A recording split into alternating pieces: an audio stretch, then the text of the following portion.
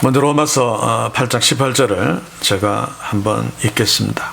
삼각건대 현재의 고난은 장차 우리에게 나타날 영광과 좁기 비교할 수 없도다. 바울이 고백한 신앙 고백입니다만 사실 이게 우리가 궁극적으로 하나님의 영광을 만날 때까지 세상을 살면서 고백해야 되는 내용이고 또 실제 그렇게 되어야 됩니다. 그럼에도 불구하고 우리는 장차 나타날 영광을 자주 놓치므로 현재의 고난에서 믿음을 지키며 주를 주목하며 살기보다는 눈에 보이는 세상과 타협하면서 적당하게 삽니다. 그럼에도 불구하고 변명을 하죠. 다른 사람에 비해서 나는 그래도 신앙이 괜찮다. 다른 사람에 비해서 나는 그래도 11조 한다. 주일 성수 잘하고 있지 않느냐. 이렇게 적당하게 자기보다 더 못한 사람과 비교하면서 자신이 현재의 삶 속에서 세상과 타협하는 것들을 문제시하지 않고 도전받지 않는, 이게 바로 우리의 현재 모습이라고 생각되어집니다.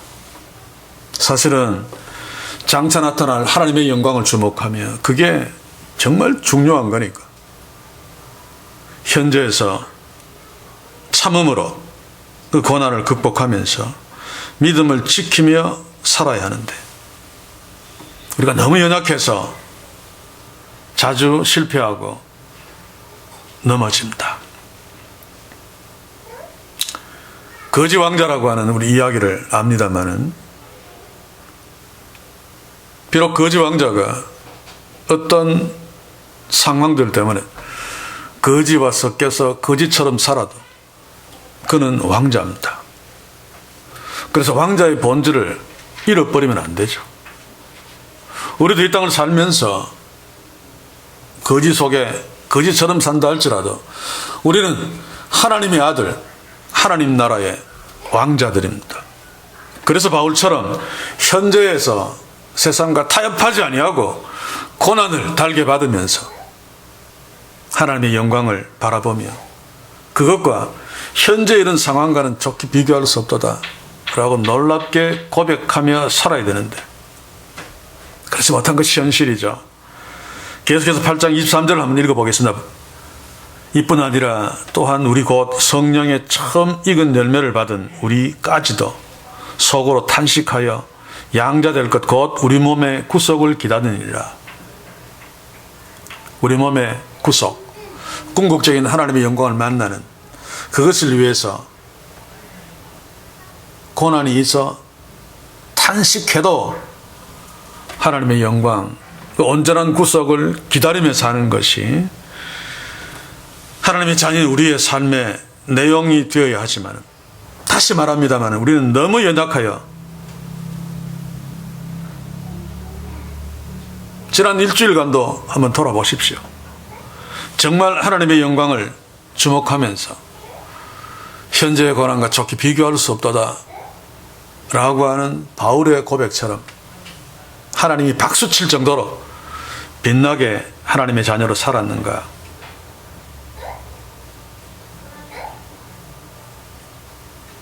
그렇지 못했잖아요.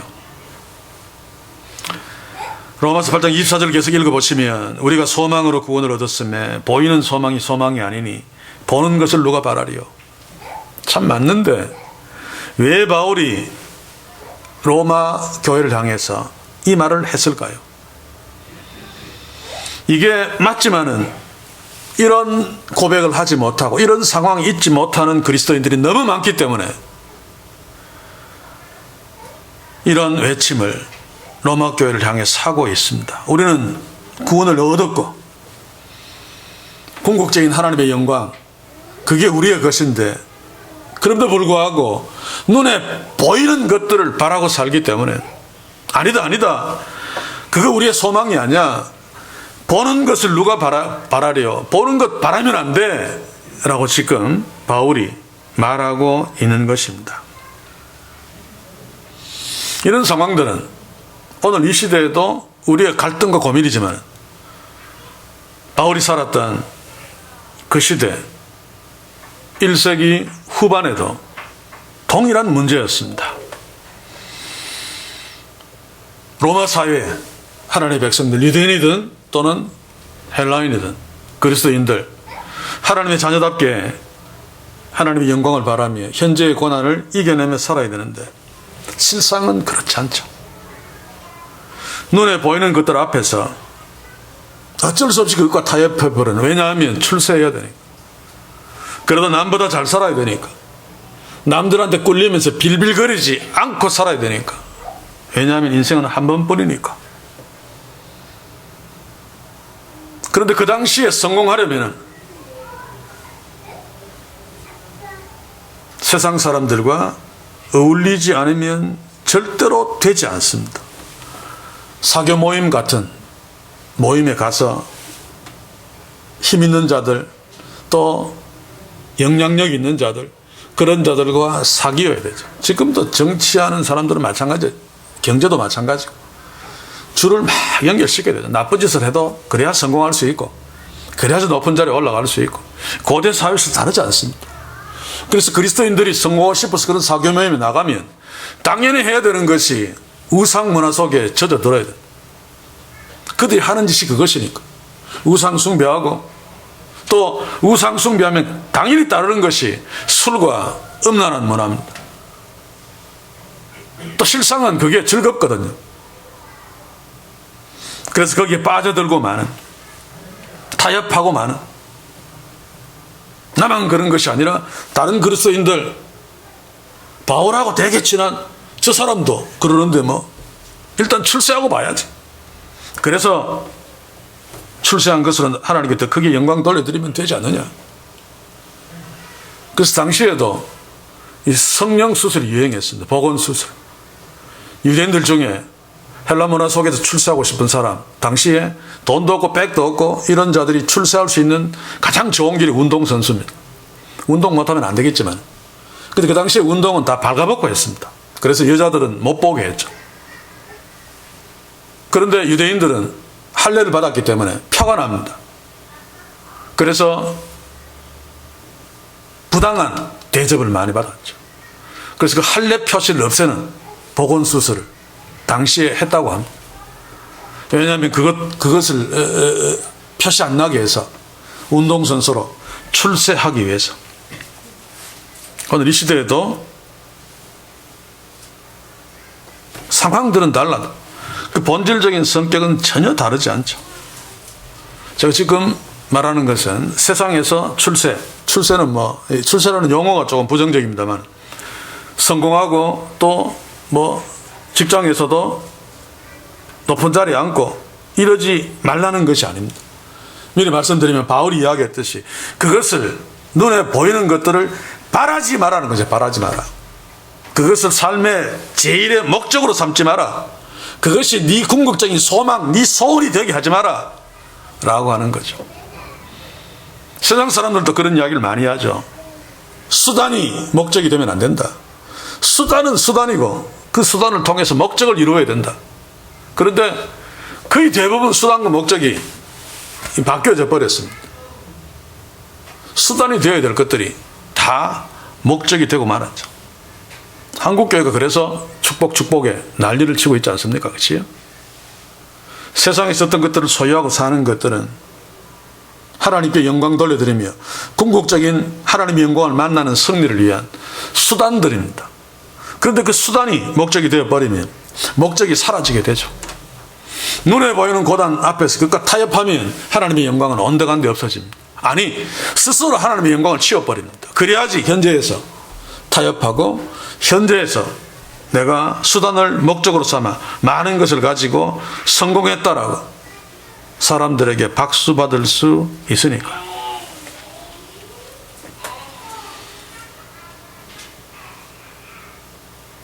여러분, 서울 지하철 같은 데 지나가면 예식장 선전 또 결혼 중매서는 그런 광고들이 굉장히 많습니다. 거기에 항상 등장하는 것이 평생에 한 번뿐인, 물론 요즘은 한 번뿐이 아닌 경우가 많습니다만, 결혼식도 인생에 단 한 번이기 때문에 화려하게 멋지게 막 기억 남게 막 그래서 막 빚도 내고 막 그래서 하잖아요. 그런데 가만히 생각해 보면 그 결혼식은 인생에 한 번뿐이기 때문에 별로 신경 안 써도 됩니다. 그렇죠? 그 뒤에 진짜 계속되어지는 삶이 문제죠. 그런데 한 번뿐이다라고 하는 그 말에 거기에 다 그냥 매몰되고 마는. 저도 갈등이 참 많았습니다. 내 인생은 한 번뿐인데, 목회가 한 번뿐인데, 같은 값이면 좀 화려하게 박수 받으면서 하는 것이 안 낫겠나. 지금은 이제 모든 것을 다 정리하고 하나님이 나한테 맡긴 사명, 마지막 것들을 제대로 감당하고 조용히 어떻게 무대에서 내려오는가. 그게 지금 고민입니다만 훨씬 그 이전에 화려한 무대에서 뛸 수 있는 그런 어떤 여건들이 주어질 적에 그런 고민과 갈등이 저도 인간인데 없을 리가 없습니다. 한 번뿐인 목회인데. 그러나 여러분, 정말 중요한 것은 한 번뿐인 인생이기 때문에 바울이 주목했듯이 궁극적으로 만나는 하나님의 영광을 붙들어야 되죠. 그게 우리에게 주어진 진짜 축복입니다. 그런데 문제는 갈등은 그것을 주목하면서 그것이 진짜인 줄 알고 가슴에 품고 가는 사람들은 현재에 고난당할 수밖에 없습니다.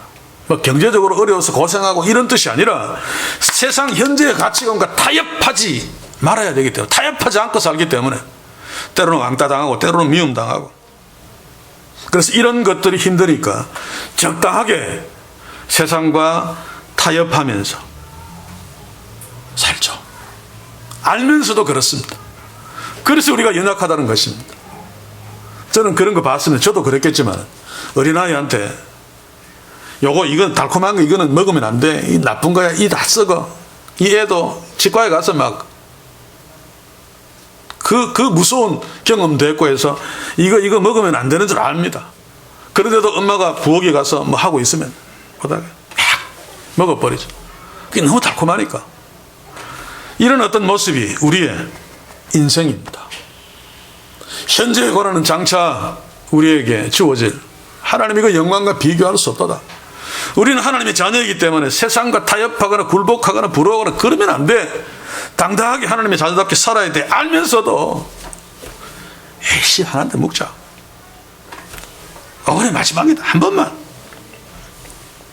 그러면서 지금까지 왔을 수 있습니다.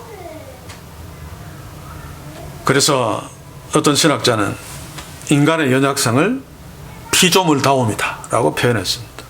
피조물은 어쩔 수 없이 연약하기 때문에 연약한 인간의 모습은 피조물다운 거다. 참 맞는 말입니다. 그래서 우리가 먼저 인정해야 될 것이 우리가 숨쉬고 사는 이 땅에 사는 날 동안 우리는 연약함에서 벗어날 수 없다 라고 하는 거죠. 내가 스스로 강하다 이만하면 괜찮아 라고 하는 순간에 하나님의 자녀로서의 가치는 끝나버립니다. 그래서 성경도 우리의 인생을 깨지기 쉬운 질그릇으로 묘사하고 있습니다. 아무리 유약을 바르고 화려한 그림을 그리고 그 안에 막 보석을 막 담아 놓아서 그 질그릇이 대단한 것처럼 보여도 어차 잘못해서 밑에 툭 떨어져 버리면 다 깨져버립니다. 그게 우리의 인생이죠. 그렇지 않습니까?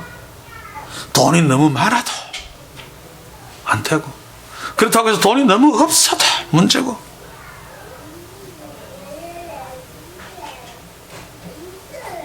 젊은 사람 요즘은 외모지상주의라고 합니다만 사실 인물이 너무 잘생겨도 그 사람에게는 해가 됩니다. 사실 조금만 못났으면 덜 했을 텐데 인물이 너무 잘생겨서 망하는 수들이 있죠. 그런데 또 너무 못나도 문제고, 사랑을 너무 많이 받아도 문제고, 사랑을 너무 못 받아도 문제고, 너무 건강해도 문제고, 너무 약해도 문제고, 우리의 육체가 온도가 1도만 올라가도 문제고 1도만 떨어져도 문제고, 그런데 우리는 이런 연약함을 잘 모르고 삽니다. 그래서 저는 우리 육체, 우리 인생의 가장 연약함이 무지라고 생각합니다. 연약하면서도 연약한 줄 모르고 무지하니까 하나님이 가장 싫어하시는 교만하게 사는 거죠. 물론 신앙 고백은 합니다. 하나님이 있습니다라고 하지만 바리새인들은 서기관들은 대제사장처럼 성전에서 하나님을 섬긴다고 하면서도 교만하게 하나님 없이 사는 거, 이게 다 무지하기 때문입니다. 그래서 제가 성경, 진리, 하나님의 말씀을 계속 강조하는 이유는 제가 처절하게 무지로 말미암은 인생의 연약함을 체험하면서 살기 때문에 그렇습니다. 사랑하는 성도 여러분, 우리는 참으로 연약한 존재들입니다. 그러나 그것을 모르고 사는 정말로 무지한 존재이기 때문에 더더욱 연약한 존재.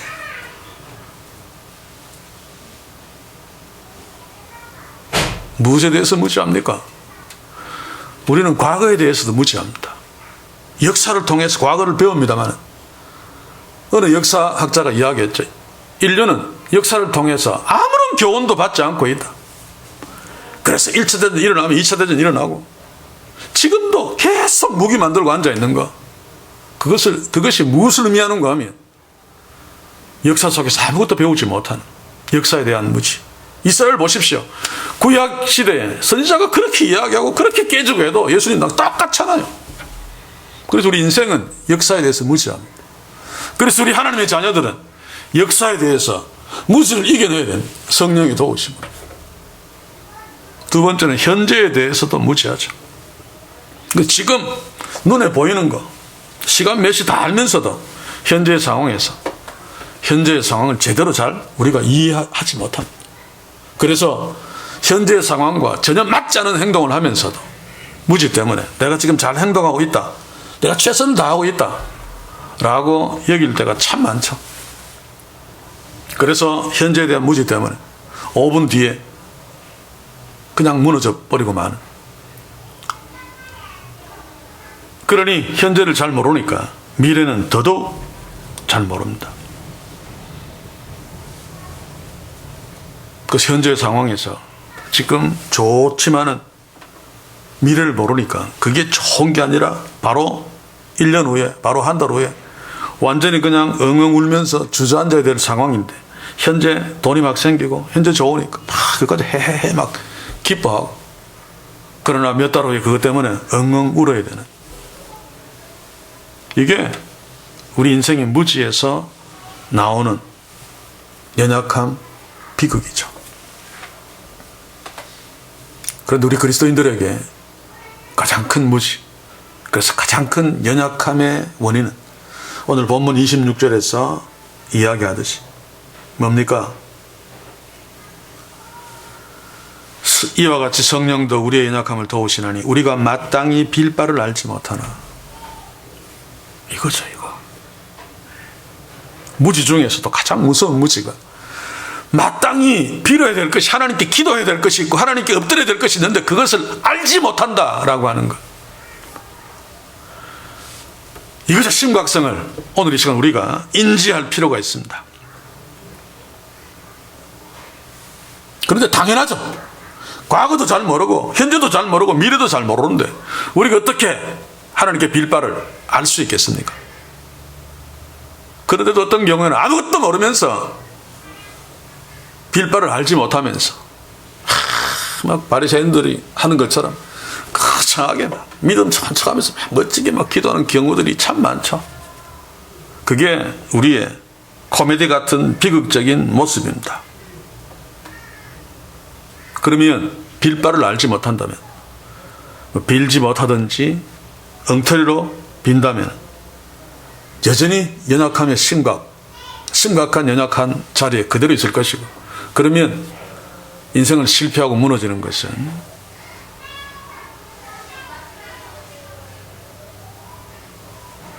분명한 거죠. 여지없는 거죠. 사랑하는 성도 여러분, 저는 오늘 빌바를 알지 못한다 라고 하는 것을 주목하기를 원합니다.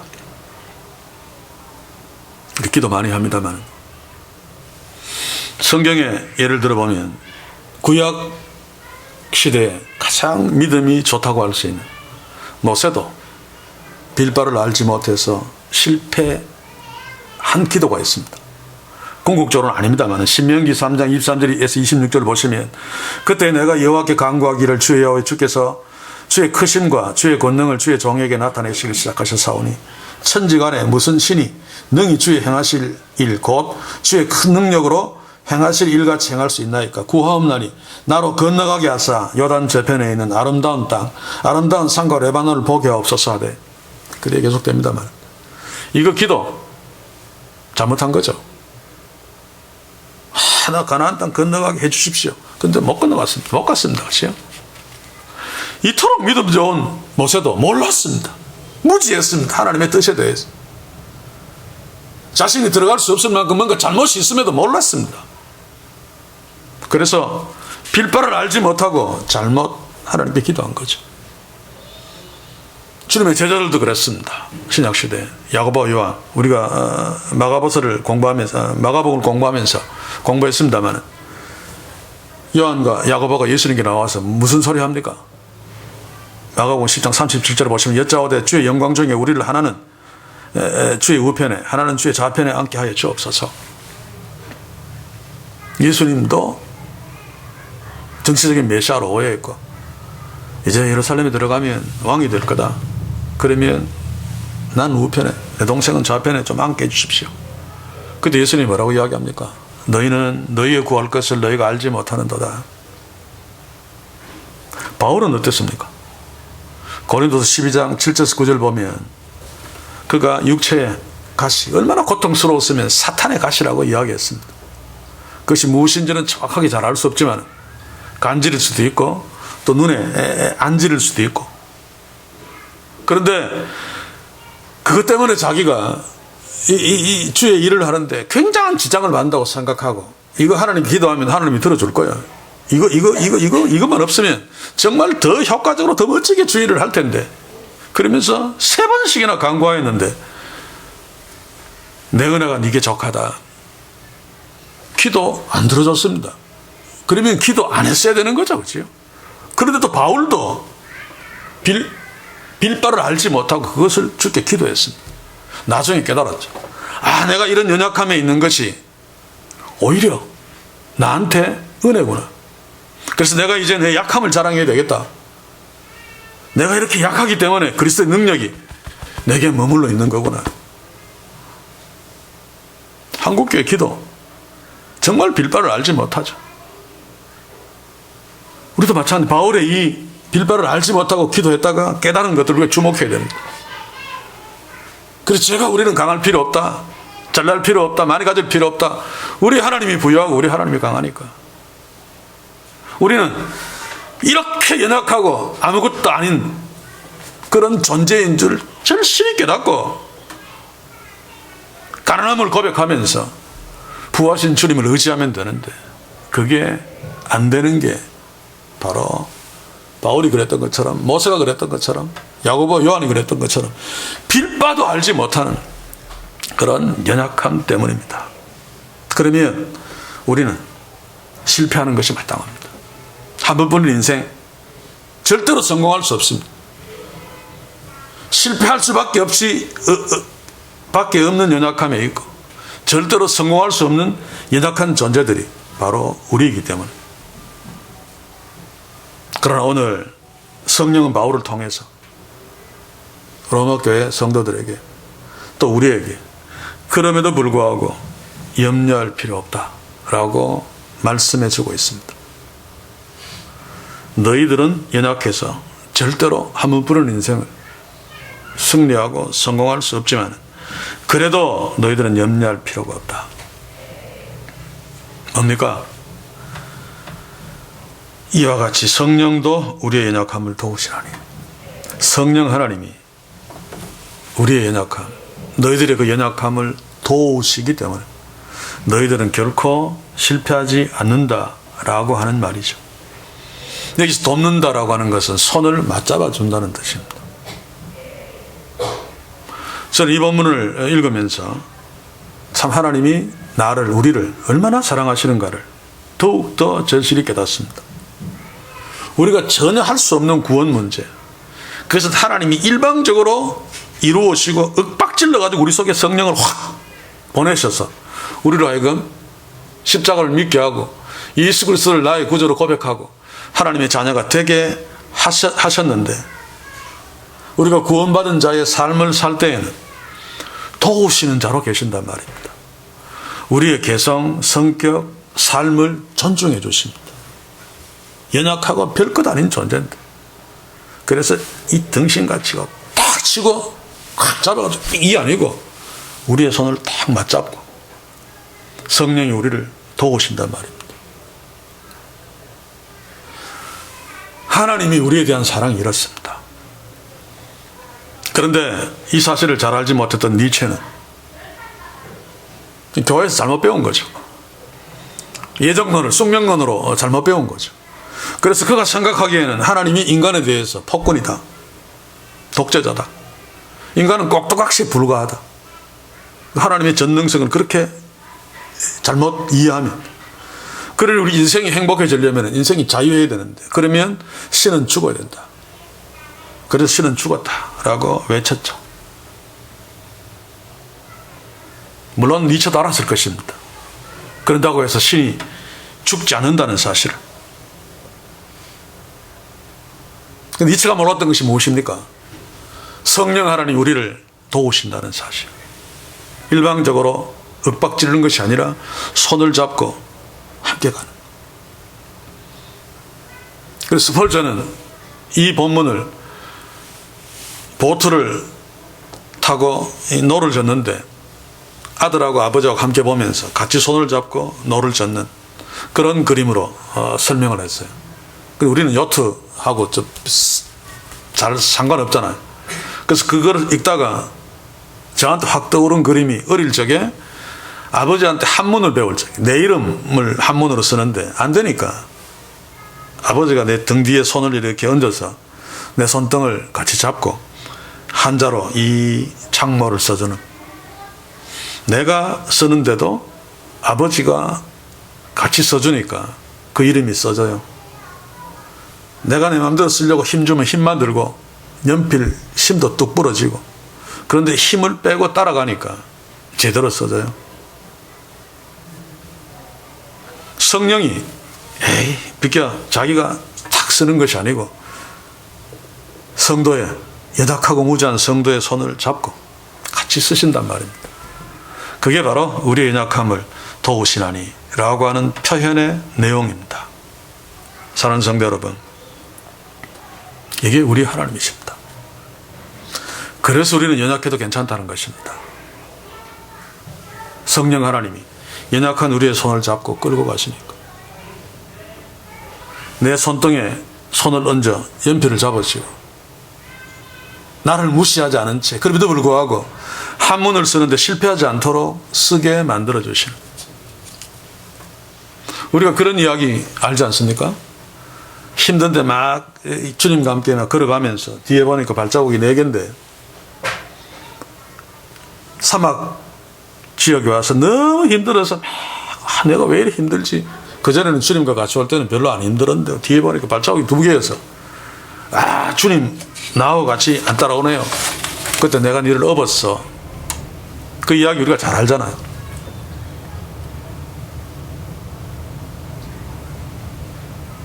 사랑하는 성도 여러분, 성령이 우리의 연약함을 도우시나니, 이게 지금 하나님과 우리의 관계 속에서 하나님이 지금 우리에게 하시는 일들입니다. 우리는 연약하니까 나 혼자라면 그냥 끝나는데 그렇지 않단 말입니다.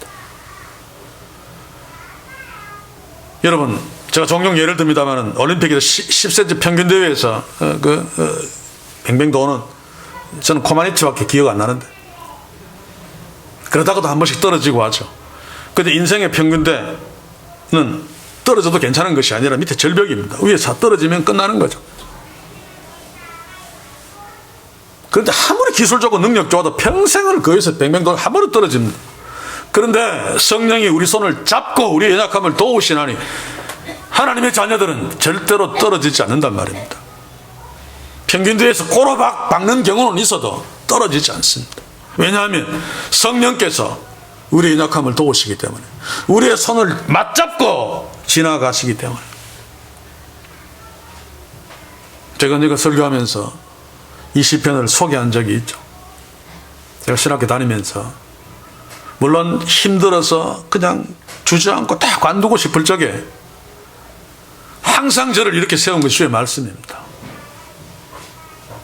성령께서 적절한 말씀을 눈에 띄게 해서 다시 일어나게 만들었는데, 그 중에서도 정말 기억나는 몇몇 말씀 중에 하나가 바로 시편 94편 18절 19절입니다. 이 시편은 권성수 교수님에 의해서 더 사랑하게 된 건데, 그분도 유학하면서 굉장히 힘들 때 이 성경 구절도 이겨냈다. 여호와여, 나의 발이 미끄러진다 말할 때에 주의 인자하심이 나를 붙드셔 싸우며, 내 속에 생각이 많을 때에 주의 위안이 내 영혼을 즐겁게 하시나이다. 정말 이 말씀을 통해서 제 성령께서 저를 붙드셨고, 내 영혼을, 내 인생을 낙심하지 아니하고 즐겁게 주의 길을 계속 갈 수 있도록 도와주셨습니다.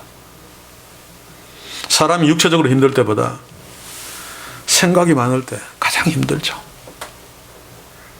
좋은 생각만 많으면 얼마나 좋겠습니까만, 그 생각들 중에 하나도 내가 선택할 것이 없는, 무엇을 선택해도 아니다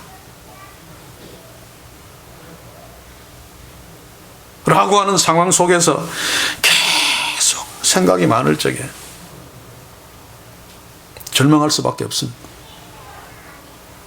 그래서 성령이 그 속에서 연약함을 도우시지 않는 그런 세상 사람들은 높은 데로 올라갈 수 있죠. 사랑하는 성도 여러분, 우리 주님은 내가 평균대에서 발이 확 미끄러지면서 이제 옆으로 기울어져서 이제 떨어졌다, 떨어지면 나락으로 떨어지니까 내가 발이 미끄러졌다, 끝났다라고 할 적에 우리를 딱 붙들어 주시는 분이십니다. 그리고 내가 생각이 너무 많아, 무엇을 선택해도 나는 이제 안 돼 라고 할 적에 제 성령께서 위로하시면서 내가 있지 않니?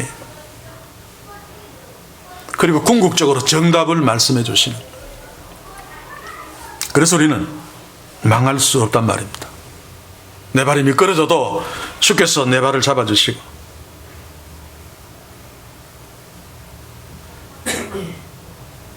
내가 생각이 많아 어찌할 줄 몰라 할 적에 위로해 주시고, 사망이 은총한 골짜기로 지나갈 때 두려워 어찌할 줄 모를 적에 막대기와 지팡이를 보여주시면서 내가 너를 안위한다 라고 말씀해 주신,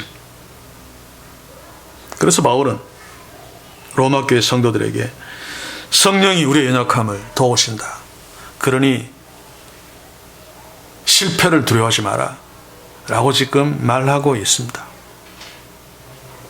성령이 우리를 도우시는데 실패할 수 있겠습니까? 그런데 오늘 본문 말씀을 보시면 정말로 실패할 수 없는 이유가 또 있습니다. 보니까 우리가 마땅히 빌바를 알지 못하지만 오직 성령이 말할 수 없는 탄식을 우리를 위하여 친히 간구하시느니라. 성령 하나님이 하나님 아버지께 친히 직접 우리를 위해서 기도해 주신다. 그러면 끝난 거죠. 왜 하필 성령이 우리를 위해서 친히 간구하십니까? 연약한 인생에게 하나님 아버지를 향해 기도하는 것만큼 중요한 것이 없기 때문입니다. 그런데도 우리는 연약하여 빌바를 알지 못하고 비틀거리니까 성령께서 우리를 위해서 대신 간구해 주시는 거죠. 그러니까 우리는 결코 망할 수 없습니다. 그래서 우리가 기억해야 되는 것이, 기도하지 않는 것이 얼마나 바보 같은 짓인 줄 알아야 됩니다. 우리가 열나고 몸 아파하고 이래도 그냥 정신없이 기절해 있지 않은 한 아프면서도 밥은 먹잖아요. 근데 기도는 잘 못하잖아요. 정말 힘든 일이 우리가 떨어지면 가장 심각한 것이 무엇인가 하면, 절벽에서 떨어지면 이제 땅으로 쿵 떨어져 죽기 때문에 떨어지는 것이 참 심각한 건데, 그보다 더 심각한 것이 이 상황이 오면 기도할 힘을 잃어버리는 것이 더 심각한 것입니다. 기도하면 하나님은 전능하시기 때문에 우리는 떨어지면 그냥 낙하하는 거, 자연 낙하하는 게 당연하지만 하나님은 끌어올려 주실 수 있잖아요. 그런데 우리가 이 상황에 발이 미끄러져 떨어지면 기도 못합니다. 끝났다라고 말하죠. 그때 성령이 우리를 위해서 간구해 주신다 라고 하는 것입니다. 그러니 우리가 발이 미끄러져서 떨어져도 망하지 않습니다. 성령 하나님이 우리를 위해서 간구하시니까 하나님이 그 기도를 들어주시지 않으실 리 없죠. 이 성령이 지금 우리 속에 와 계십니다. 우리가 빌바를 알지 못해 엉터리로 기도하고 기도하지 않는다 할지라도 성령이 우리 속에서 우리를 위해 간구해 주십니다. 여러분, 우리가 서두에서 제가 이야기했지만 기도 많이 하고 하지만 얼마나 엉터리로 기도 많이 합니까? 그것을 우리가 몰라서 그렇지, 그렇죠? 그래서 어떤 이야기를 보면 그것이 지어낸 이야기인지 잘 모르겠습니다만, 어떤 사업가가 이 믿음이 좋은 사람인데 비행기를 타고 여기에서 저 뉴욕 저까지 가야지 계약이 되고 수백만 달러의 이익을 올리고 그래야지 무슨 교회도 돕고 그러는데, 중간에 이 차가 막 막혀가지고 그 비행기를 못 탈 판입니다. 그러면 수백만 달러가 날아가고 나는 다른 교회 돕기는커녕 회사까지 망할 판이어서 하나님 꼭 가게 해주십시오. 꼭 그 비행기를 탈 수 있게 해주십시오. 그런데 못 탔다고 해요. 나중에 보니까 그 비행기가 공중에서 사고가 나서 다 죽었습니다. 죽은 사람들은 좀 미안하지만, 그것을 보면 이 사람이 그 비행기 꼭 타게 해주세요라고 하는 것은 빌바를 알지 못하고 잘못 기도한 거죠. 그런데 하나님이 이 사람의 기도를 들어주지 않았습니다. 그 속에서 성령께서 하나님이 들으실 기도를 하셨겠죠. 이 비행기 못 타게 해주세요. 하나님은 성령의 간구하심을 들은 거죠. 빌바를 알지 못한 우리 연약한 인생 그 사업가의 기도를 듣지 않으시고, 그래서 우리가 알아야 될 것은 우리가 하나님께 기도할 적에 하나님은 반드시 우리의 기도를 들으시고 응답합니다. 그래서 낙심하지 마라. 예수님이 계속 약속하신 것이죠. 그래서 기도의 응답이 아직 되지 않고 있다면 아직 때가 안 됐다. 또 한 가지는 내가 빌바를 알지 못하고 엉터리로 기도를 했기 때문에 하나님이 들어주지 않으심으로 나를 축복하신다. 둘 중에 하나입니다. 그래서 우리는 엉터리라도 기도해야 됩니다. 잘못 기도하면 하나님이 안 들어주기 때문에. 내 속에서 주의 성령께서 하나님께 바르게 나를 위해서 간구해 주시기 때문에, 엉터리로 기도해도 하나님을 의식하면서 기도하는 것 아닙니까? 그렇지? 어린아이가 아버지라고 말 못하고 엉터리로 아버지 해도 계속 불러야 돼요. 그래야지 하나님께 바로 기도할 수 있는 기도의 그 훈련, 기도의 힘이 생기죠. 자, 그런데 오늘 여기서 보면 성령이 말할 수 없는 탄식으로, 이것만 가지고도 참 오래 이야기를 해야 되는데, 방언 기도하는 자들은 이게 바로 성령이 하는 방언이다. 그래서 인간이 말할 수 없는 것을 방언으로 기도한다. 근데 원문들을 보시면 말이 없는 탄식입니다. 말할 수 없는 탄식이, 말을 못해서 입 다물고 탄식하는 것이 아니고, 성령이 말할 수 없는 것을 방언으로 기도하게 한다. 그거 성령 놀리는 거죠. 성령은 전능하신 하나님이십니다. 말할 수 없는 것이 무엇이 있겠습니까? 인생에 일어나는 모든 현상을 그걸 표현을 왜 못하겠습니까? 여기에서 말이 없는 기도라고 하는 것은 일종의 강조법이죠. 사실 그렇습니다. 그렇죠? 말로 하는 것보다 때로는 아무 말 하지 않는 것이 훨씬 더 강한 힘이 있죠. 그러니까 성령이 너희를 위해서 정말로 중심에서부터 너를 위해서 간절하게 기도한다 라고 하는 표현입니다. 표현. 당시 문화 속에서 하나님이, 성령이 얼마나 너희를 위해서 간절히 기도하는 줄 아니? 라고 하는 표현이, 문학적인 표현이 말없는 탄식입니다. 그래서 제가 한글 성경을 살펴보니까 현대인의 성경이 잘 번역했어요. 성령께서 간절한 마음으로 우리를 대신하여 기도하신다. 이러니 우리가 망할 수 없습니다. 성령이 우리를 대신해서 간절하게 하나님께 기도해 주시는데, 그리고 더더욱 우리가 안심해야 될 것은 27절입니다. 우리는 엉터리로, 바울도 엉터리로 기도했고 모세도 엉터리로 한번 기도했고 야고보, 요한도 엉터리로 주님께 요구했지만 성령 하나님이 엉터리로 기도할 리가 없죠. 오늘 보니까 하나님의 뜻대로 성도를 위해서 간구하신다. 우리 성령이 우리 속에서 우리를 위해서 간구하시는 것은 100% 이루어진다는 겁니다. 그러면 우리 속에 계신 성령께서 우리를 실패하도록 기도하실까요? 우리는 잘 모르지만 우리가 100% 성공할 수 있도록 우리에게 가장 적절하게 하나님의 뜻에 맞게 하나님께 기도해 주심으로 그 기도가 다 응답되어지는 놀라운 역사가 우리의 삶에서 이루어집니다.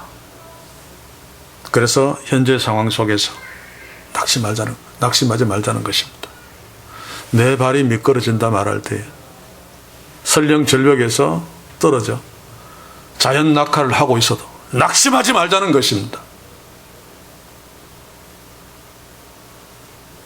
너무 두려워서 떨어져 끝났다 싶어서 설령 내가 기도하지 못한다 할지라도 성령이 내 속에서 말없는 탄식으로 나를 대신해서 간절하게 기도해 주시고 또 하나님 아버지의 뜻대로 기도해 주시기 때문에 설령 내가 공중 낙하하는 상황이 있다 할지라도 다시 높은 자리에 올라 회복되어져서 사슴처럼 달릴 수 있게 된다라고 하는 것이 오늘 바울이 이야기하는, 우리에게 지금 말하고 있는 이 말씀의 내용입니다. 사랑하는 성도 여러분, 인생을 보니까 한치 앞도 보이지 않아서 지금은 괜찮은데 앞을 보니까 한숨만 나오고 실패할 수밖에 없다라고 하는 두려움 때문에 어찌할 수 없는 지체들이 있습니까? 저도 마찬가지입니다. 그냥 현재 내가 갖고 있는 능력과 상황을 놓고 앞을 내다보면 보이는 게 없죠. 그럴 때 오늘 이 말씀 앞에 서십시오. 절대로 나는 망할 수 없도록, 실패할 수 없도록 하나님께서 만들어 놓으신 구조 속에 있습니다.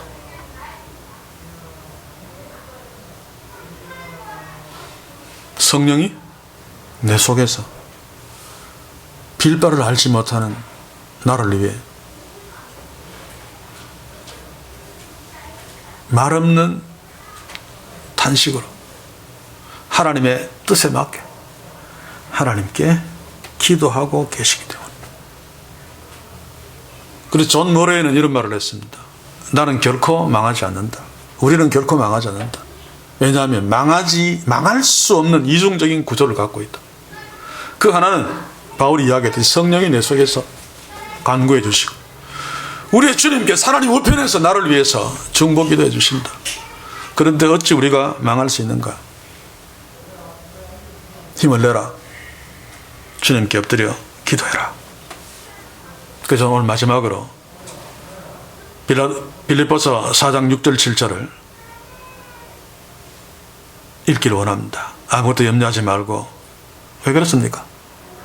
염려하지 않을 정도로 괜찮기 때문이 아니라 염려할 것이 많아도 성령이 내 속에서 나를 위해 기도해 주시기 때문에, 그러므로 오직 모든 일에 기도와 간구로 너희의 구할 것을 감사함으로 하나님께 아뢰라. 성령이 내 속에서 간구하신다는 것을 알면 내가 하나님께 기도할 수 있습니다. 성령의 도우심을 깨달을 수 있으니까. 그리하면 모든 지각에 뛰어난 하나님의 평강이 그리스도 예수 안에서 너희의 마음과 생각을 지키시리라. 사랑하는 성도 여러분, 성령이 내 속에서 지금도 나를 위해 기도하고 계십니다. 그래서 바울이 이 이야기를 하는 것은 그러니 너희들 기도하지 말라는 것이 아니라 기도하라는 것입니다. 성령이 너희 손을 붙잡고 간다. 기도하라는 것입니다. 여러분, 기도하면 정말 그 하나님을 주목하며 성령이 내 속에서 강구하시는 것을 믿고 깨닫고 그 하나님께 강구하면 아무것도 달라지지 않아도 담대함이 생깁니다. 그렇지 않습니까? 그런 경험들, 그런 체험들 하시지 않았습니까? 그런데 지금 너무 힘이 빠져서 기도하고 싶지도 않을 때 성령이 내 속에서 강구하신다. 하나님은 나를 이토록 사랑하셔 라고 하는 것을 확신하고 기도하시오. 기도. 막 울면서라도 힘들어도 아무것도 염려하지 말고 오직 모든 일에 기도와 간구로 너희 구하서 감사함으로 하나님께 하리라. 그리하며 모든 지각이 뛰어난 성령 하나님의 평강이 그리스도 예수 안에서 너희 마음과 생각을 지키시리라. 성령께서 바울을 통해서 이렇게 말씀하셨다. 아멘 하고 기도합시다. 반드시 하나님 내 속에 계신 성령의 기도를 들으시고 또 내가 힘들지만 그 성령의 인도하심에 따라 기도하는 것을 들으시고 응답하셔서 내가 상상할 수 없는, 상상하지 못했던 그런 구렁텅이 속에서 높은 데 올림을 받은 사슴처럼 뛰게 될 것입니다.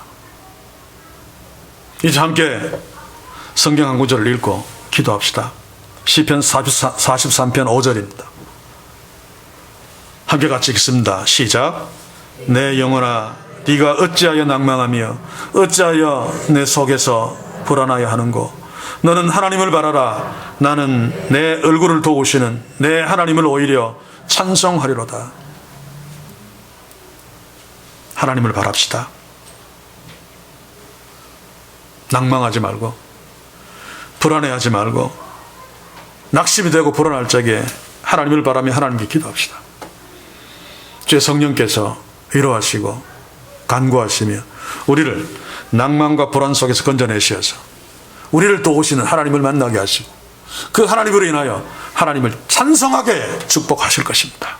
기도합시다. 주여 우리의 약함을 돌아보소서. 때로 너무 잘 될 적에는 너무 잘 되고 좋아서 그럼에도 불구하고 하나님께 바르게 감사하지 못하고 바르게 찬송하지 못하는 저희들, 때로 어려움에 처하면 그것으로 인해 낙심되어서 하나님께 기도하지 못하는 저희들, 오늘 이 시간 말씀으로 위로하시고 깨닫게 하시고 축복하시니 감사합니다. 때로 내가 기도하지 못할 때에도 무너지지 않은 것은 내 속에 계신 성령께서 간구하심을 오늘 이 시간 말씀을 통해 다시 한번 확인합니다. 주여, 우리가 이 사실들을 바르게 인지하고 성령의 도우심을 따라 시편 기자가 고백했던 것처럼 낭망하지 아니하고 불안하지 아니하고 하나님을 바라며 주께 기도할 수 있게 하셔서 하나님이 응답하시고 역사하심으로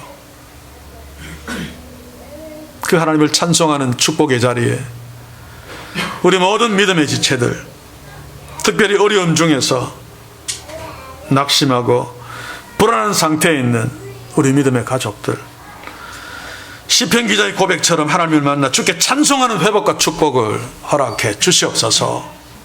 우리 모두 날마다 하나님을 의식하며 주께 기도함으로 우리가 연약해도 전능하신 하나님을 의지하며 따라가는 복된 삶을 살 수 있도록 기도의 힘을 잃지 않도록 주의 성령께서 우리 속에서 도우시고 간구해 주시옵소서. 예수님의 이름으로 기도하옵나이다. 아멘.